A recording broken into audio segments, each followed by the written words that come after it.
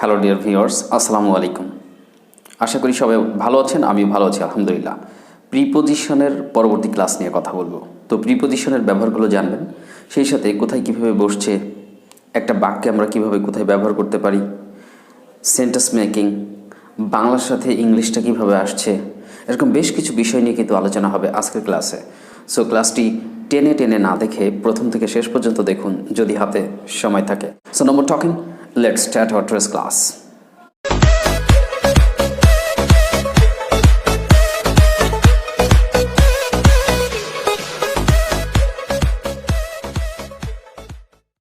এই যে বড় স্থান, এই বড় স্থানের পূর্বে কিন্তু ইন বসে। যেমন আপনি বললেন যে সে ঢাকায় থাকে, সে ঢাকায় থাকে, তাহলে কি হবে? হি লিভস, অ্যাড দেবো না ইন দেবো?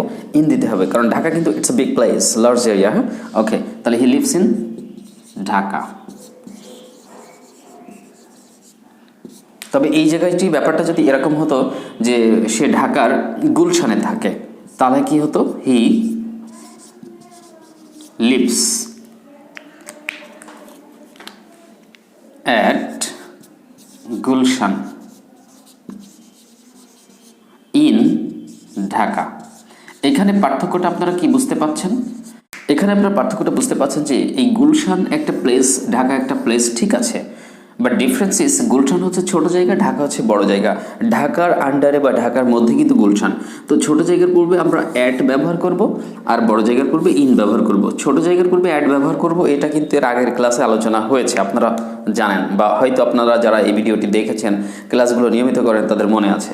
তাহলে ছোট জায়গার পূর্বে অ্যাট, বড় জায়গার পূর্বে ইন, কিন্তু আমাদের মূল আলোচনা ইনের ব্যাপারটা। He lives at Gulshan in Dhaka. আমি বাংলাদেশে বাস করি, আই লিভ ইন বাংলাদেশ। ওকে, তো এইভাবে বড় জায়গার পূর্বে আমরা ইন ব্যবহার করব। আপনারা দেখতে পাচ্ছেন এখানে বোর্ডে মাস, ঋতু, সাল। এই যে মাস বা কোনো ঋতু বা সালের পূর্বেও আমরা ইন ব্যবহার করব। তো এটা আমি এক্সাম্পল দিই, আপনারা ফলো করেন কিভাবে মাস, ঋতু বা সালের পূর্বে আমরা ইন বসাতে পারি। আপনি বললেন যে আমি ফেব্রুয়ারিতে লন্ডনে যাব। কোন মাসে যাবেন? ফেব্রুয়ারি মাসে। তাহলে ফেব্রুয়ারি মাসে আমি লন্ডনে যাব। আপনি বলতে পারেন যে আই উইল গো টু, এই টু কেন দিলাম? লন্ডনের দিকে বোঝাচ্ছে, সেই জন্য এখানে টু হলো। আচ্ছা, লন্ডন। এইবার এখানে কি দিতে হবে? ইন ফেব্রুয়ারি, FEB আর UARY, ইয়া। এই যে সেন্টেন্সটা, I go to London in February, I go to London in February. তাহলে এখানে কি হলো যে এই যে ফেব্রুয়ারি একটা মাস, এই যে আমি বললাম মাস, এই যে মাসের নামের পূর্বে আমরা ইন ব্যবহার করলাম। এইভাবে আপনি মাসের নামের পূর্বে ইন ব্যবহার করবেন। এখন তো ঠান্ডা, আই মিন শীতকাল, তাই না? তো শীতকাল কি? উইন্টার, আমরা এটা জানি, তাই না? আচ্ছা, তো শীতকালে আমরা কি করি? আমরা ঠান্ডা অনুভব করি, তাই না? ওকে, তাহলে আপনি বলেন যে শীতকালে আমরা ঠান্ডা অনুভব করি, উই ফিল কোল্ড। শীতকালে in winter, in the winter, এভাবে বলতে পারেন। তো যাই হোক, আমি ইন দিলাম। এটা কি? ঋতু, সিজন, ঋতু। এই ঋতুর নামের পূর্বে ইন হয়েছে। যদি বলতেন যে আমরা গরমকালে গরম অনুভব করি, মানে গ্রীষ্মকালে, তাহলে গ্রীষ্মকালে ওই জায়গাটা আমরা কি লিখতাম? যে গ্রীষ্মকালে বা গরমকালে, তখন হতো ইন সামার। এই যে সামনে শীতের পরেই তো বসন্ত, বসন্তকাল আসছে। বসন্তকালে অনেক ফুল ফোটে, আবহাওয়াটা বেশ ভালো লাগে আমাদের অনেকেরই। তো এই যে বসন্তকাল, বসন্তকালে কোনো ব্যাপারটা যদি বলেন যে বসন্তকালে এই হয়, ওই হয় ইত্যাদি, তখন সেটা তো একটা ঋতুর নাম বলছেন। তাহলে ওই ক্ষেত্রে কী হবে? বসন্তকাল ইন, বসন্ত মনে আছে তো? Spring, SPRING। স্প্রিং মানে লাফালাফি করা, তাই তো? আচ্ছা, স্প্রিং, স্প্রিং মানে বসন্ত এখানে। তাহলে আপনারা দেখলেন যে in winter, in summer, in spring. এভাবে আমরা বিভিন্ন ঋতুর নামের পূর্বেও ইন ব্যবহার করব। সালের নামের পূর্বে কি হয়? সেক্ষেত্রেও ইন হয়। এই যে আমি লিখে রেখেছিলাম সাল, সালের নামের পূর্বে ইন হয়।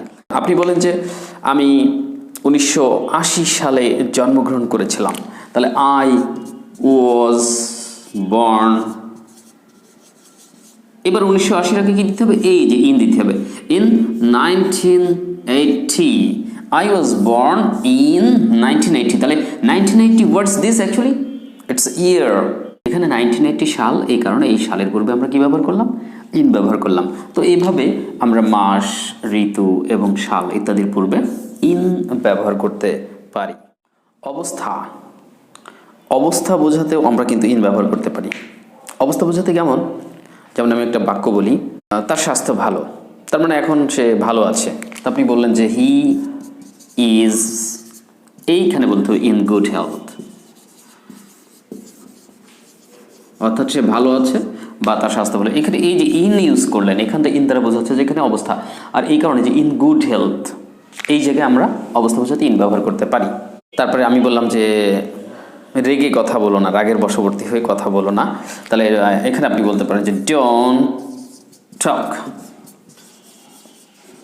ক্রোধে বা রাগে যেটা ইন, এইখানে কিন্তু অ্যাঙ্গার, অ্যাংরি দেওয়া যাবে না, অ্যাঙ্গার নাউন দিতে হবে। ক্রোধ বা রাগ, যে রেগে কথা বলো না, মানে রাগের সাথে কথা বলো না, ডোন্ট টক ইন অ্যাঙ্গার।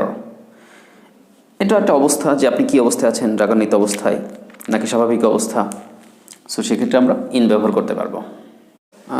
তার অবস্থা এখন ভালো না, মানে সে ভালো নেই, শারীরিকভাবে সে অসুস্থ। হিজ হেলথ, আমি দেখাই, his health is in bad condition, মানে খারাপ অবস্থার মধ্যে আছে, স্বাস্থ্যগতভাবে সে খারাপ অবস্থার মধ্যে আছে, তার স্বাস্থ্য ভালো নেই, তাহলে he is in bad condition. তো এরকম বিভিন্ন ক্ষেত্রে বিভিন্ন ধরনের অবস্থা প্রকাশ করতে আপনি এরকম ইন ব্যবহার করতে পারেন, in good health, in anger, in bad condition. So এসব জায়গায় আমরাও ইন ব্যবহার করতে পারবো। কোনো কিছুতে অবস্থান বা অন্তর্ভুক্তি এরকম কোনো কিছু বোঝাতেও আমরা ইন ব্যবহার করতে পারি। যেমনটি আমি বললাম যে আমাদের তো একটা বই আছে, আপনারা জানেন, আমি বলেছি যে আমাদের স্পোকেন ইংলিশের একটা বই আছে।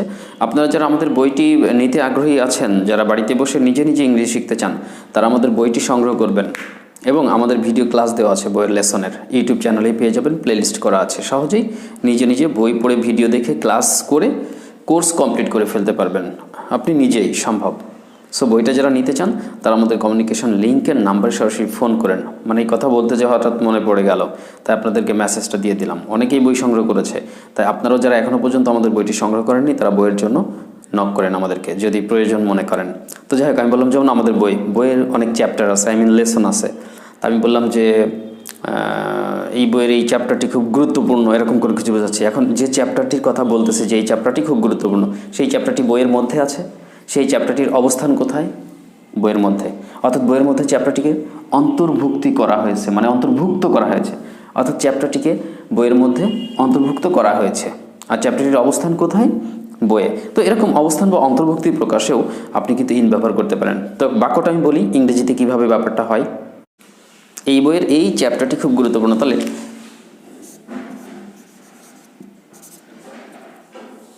দিস ইজ অ্যান ইম্পর্ট্যান্ট, মানে গুরুত্বপূর্ণ, হ্যাঁ, this is an important chapter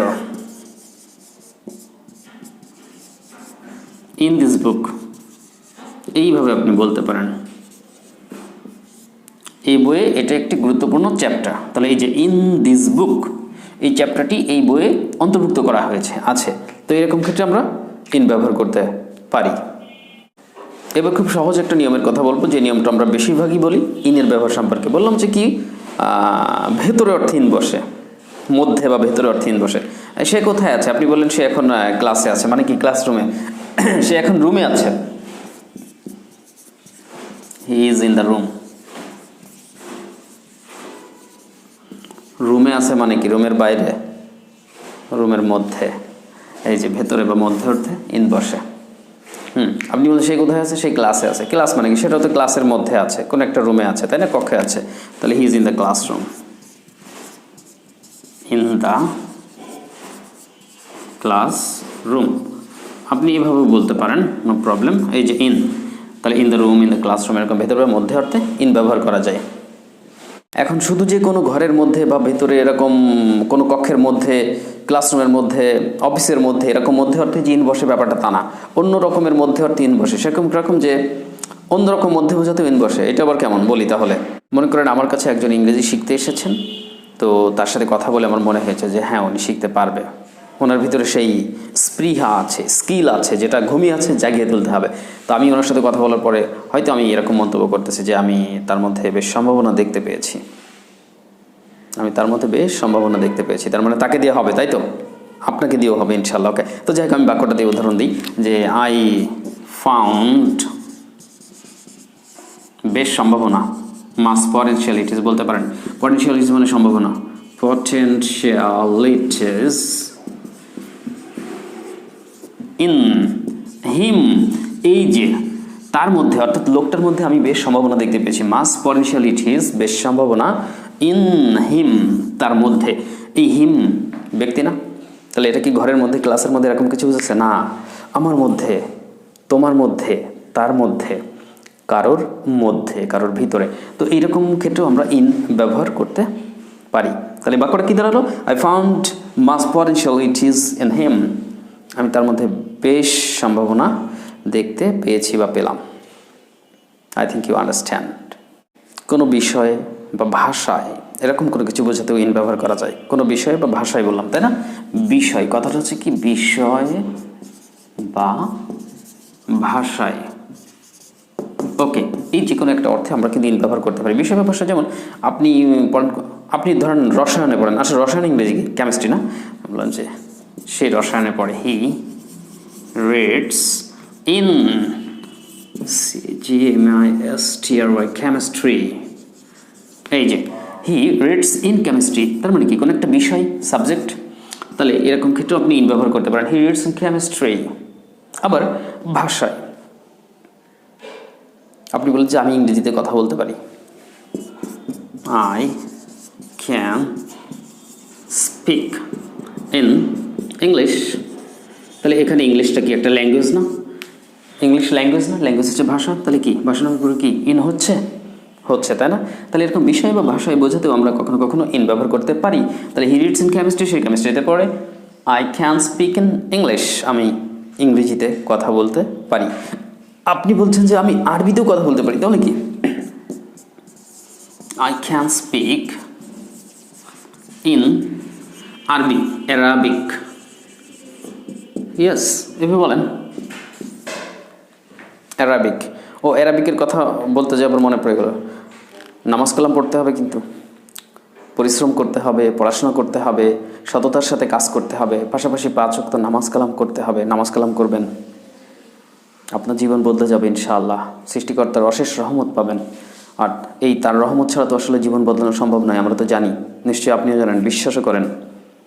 তাহলে প্লিজ আসুন আমরা সবাই 5 ওয়াক্ত নামাজ কালাম করি। আল্লাহ আমাদেরকে তৌফিক দান করুক, আমিন।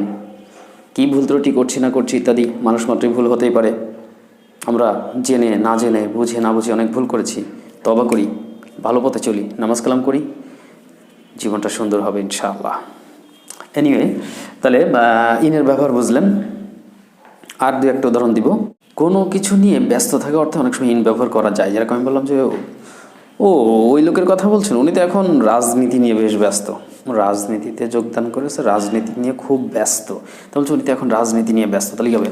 নাও হি ইজ বিজি, কিসে? রাজনীতি নিয়ে বা রাজনীতিতে। তাহলে ইন পলিটিক্স, এই যে বাক্যটা, তাহলে এই জায়গায় খেয়াল করবেন, now he is busy in politics, এখন সে রাজনীতিতে ব্যস্ত, মানে রাজনীতিতে বেশ সময় কাটাচ্ছে। তো এরকম কোনো অর্থেও আপনি ইন ব্যবহার করতে পারেন। তো ইনের কিন্তু অনেক ব্যতিক্রম ব্যবহার কিন্তু আমি দেখালাম। আর সিম্পলি যেটা হয় যে বড় জায়গার পূর্বে ইন হয়। আবার আর কি একটা কমন জিনিস, সেটা হচ্ছে ভেতরের মধ্যে বোঝাতে ইন হয়। আর এর বাইরেও যে বিভিন্ন ক্ষেত্রে ইন হতে পারে সেটা আপনারা বুঝলেন। সো ভিউয়ার্স, এই ক্লাসটি আপাতত এখানে শেষ করছি। বেশ সময় নিয়ে নিয়েছি, I am sorry for that. তবে নিশ্চয়ই ভালো কিছু শিখিয়েছি। সো আশা করছি নিয়মিত দ্য মেন্টরস টিউটোরিয়াল চ্যানেলটি দেখবেন এবং স্মার্ট ইংলিশ শিখে নিজে স্মার্ট ক্যারিয়ার গড়বেন। শুভকামনা আরও একবার জানিয়ে আপাতত ক্লাসটি এখানেই শেষ করছি।